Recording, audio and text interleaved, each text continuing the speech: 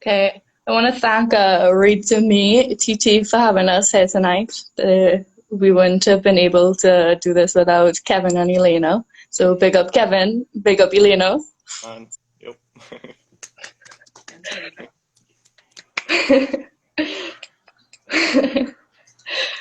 And there she is.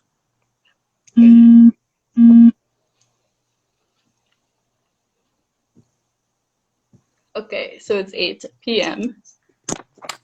Let's go. So we want to welcome everybody back to Read2Me TT bedtime series. Hope y'all are all ready for a fun bedtime story just before bedtime. I am Kristen Alves, and I am a student at University of Waterloo in Canada. And I'm an aspiring data scientist. So for all the kiddies out there, a data scientist basically is a magician or a wannabe sidekick.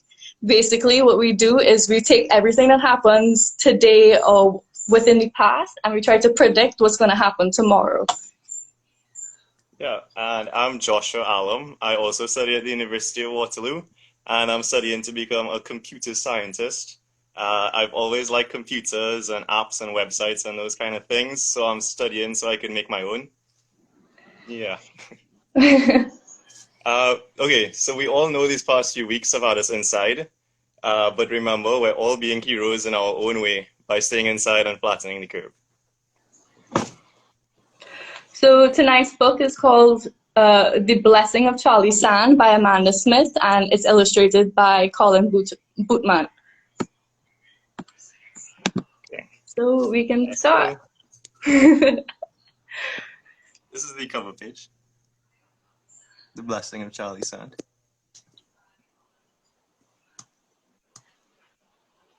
Okay. Are you guys ready? Okay, so let's start. Sirus and Bubba were inseparable. Two boys stuck together like dirt to a pig. Sirus was skinny as a piece of wire. Bubba was full and round with chubby legs and chubby arms, like someone had pumped him up. Wherever he couldn't fit, Sirus went. Sirus could get into anything, for he was bendy and quick as hot silver. The boys lived next door to each other. Sometimes at night, when the world was resting, Sirus would hear Bubba making noises like a cricket outside in the yard. He'd spring from his bed, and they'd stalk through the bush at the back of the house until they reached the river. They would float on their backs in the cool black water while watching the stars. Sirus collected feathers. He had yellow ones from the yellow birds and turquoise plumes from the peacocks.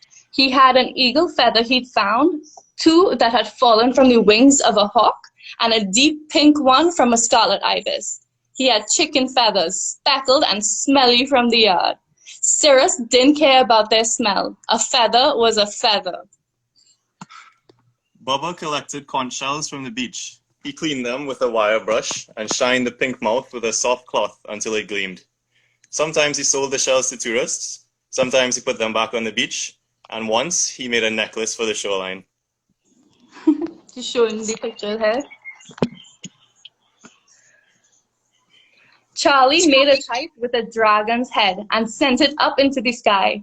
Then he made one for Bubba with a knife.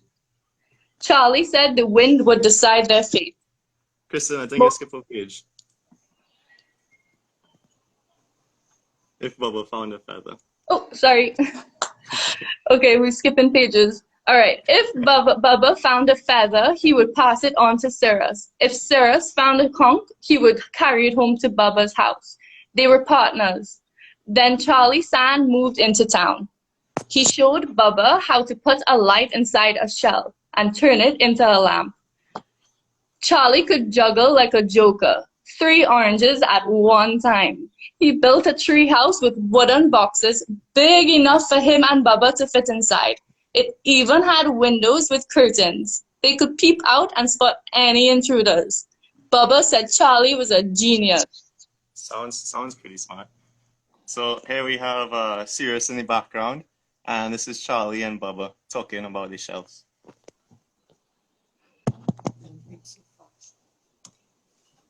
Charlie made a kite with a dragon's head and sent it up into the sky. Then he made one for Bubba with a knight.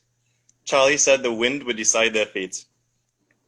Mostly, Sirus hung around looking miserable while Bubba and Charlie played. He felt left out and thought Charlie didn't see him, perhaps because he was so small and not so obviously clever. Poor Sirus. Sirus wanted Charlie to like him.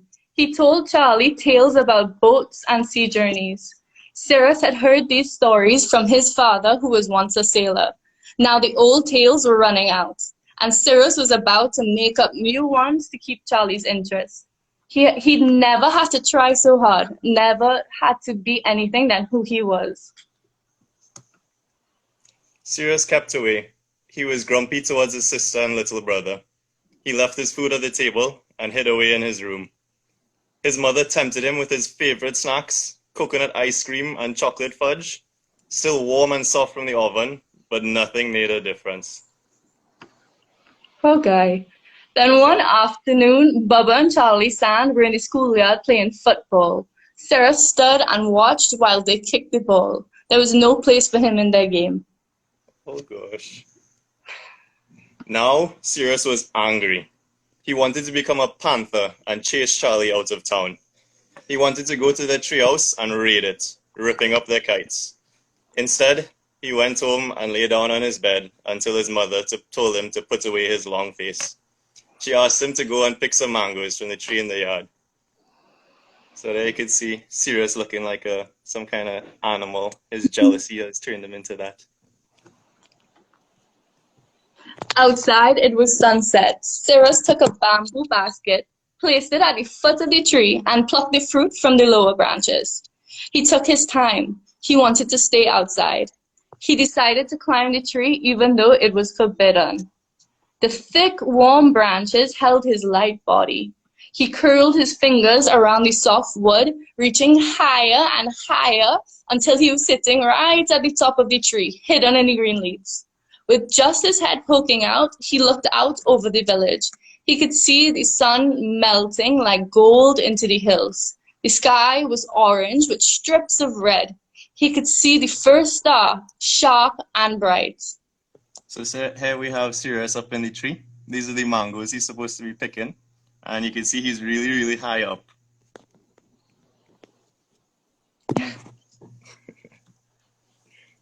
Sirus felt the cool breeze and remembered Bubba telling him that God breathed and the wind was made. God cried and the rains came. God smiled and the sun beamed.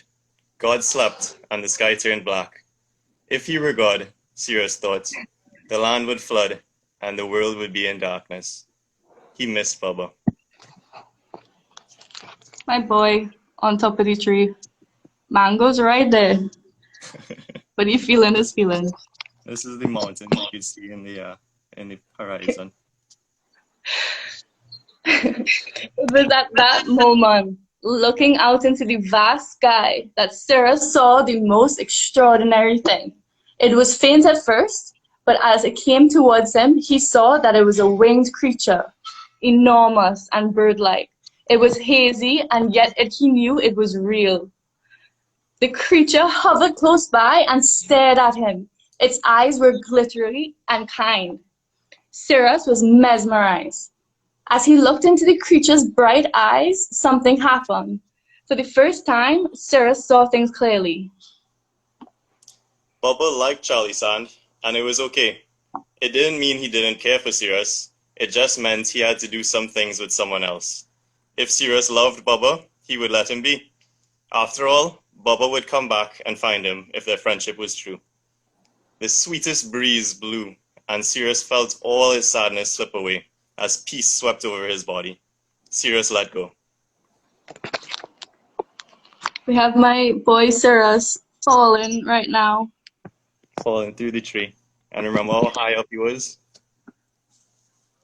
At first, it seemed as though the whole world was tumbling. He could see the sky, mangoes as big as fists, branches like claws, green in a spin. He was falling, and there was nothing he can do. He shut his eyes tight to prepare for landing. Just as he thought he would crash headfirst, he fell onto something soft. He opened his eyes and saw a curtain of feathers all around him. For a moment, he thought he had died. So here's the feathers that he landed in. Those big, huge yellow feathers. Then he heard his mother yelling, "Sirus!" She was running through the yard like she was on fire. She picked up her son and held him in her arms. She was sobbing, stroking his hair and looking into his eyes, pinching his cheeks, feeling his arms and legs. "What you did? What happened?" Sirus looked beyond his mother to where he had landed. There was nothing there except the tree and an empty sky. So whatever he fell on, it looks like it went away. His mother carried him inside to his room and lay him down. She insisted that he rest. She gave him peppermint water to bring him around. Sirus couldn't stop thinking about what had happened. Perhaps he had dreamed the whole thing. He felt differently about Charlie Sand and Bubba, he had to admit. The pain was gone. Later that afternoon, there was a tap at his door. Thinking it was his mother, Sirus closed his eyes and pretended to sleep. I've done that many times. When he peeked and saw Bubba's legs, he sat up and smiled. Bubba said that he had come to see if Sirus had pads like monkey on the soles of his feet, because rumor was that he had fallen from the top of the mango tree and landed standing upright. Jeez. Everybody in the neighborhood was talking about Sirus. Bubba wanted to see the place where Sirus fell from the tree. He asked Sirus to do him the honor of showing him just how he did it. So here we have Sirus in bed, probably recovering. Remember, his mom told him to stay in his room and to recover. And we have Bubba here. He came to visit his friend, like good friends do. Not during coronavirus, so stay in your house. We're social distancing through this time. Outside, Charlie Sand was waiting. Sirus smiled at Charlie, and Charlie smiled back. They all looked up at the tree's branches silhouetted against the sky. Was it only a dream? Sirus wondered. Just then, Bubba took two enormous iridescent feathers from his back pocket. He had found them in the yard lying beneath the tree. "Here," he said, giving them to Sirus for your collection. Yay, so that's the end of the book. Woo! Thank you, Uncle Josh, for reading. And Auntie Kristen. So we see that even though Bubba had a new friend, Sirus, he still thought about Sirus. He still got him his feather when he was in his time of need. I hope you guys enjoyed the book. Yeah. Okay, but before we go, it's really very important that you listen to us. Are you listening? It's really important that you wash your hands, keep your hands out of your mouths, and remind mommy, daddy, granny, auntie, uncle, everybody, remember to wear the mask if they're going outside. You can even make a game out of it and sing happy birthday twice while you wash your hands with water and soap. We can do this. Why? Because we're in this together. So thank you so much for listening to us tonight. We're going to see you tomorrow again with a new story and two brand new speakers. Brand new speakers. Thank you so much, guys. Thank you. Bye.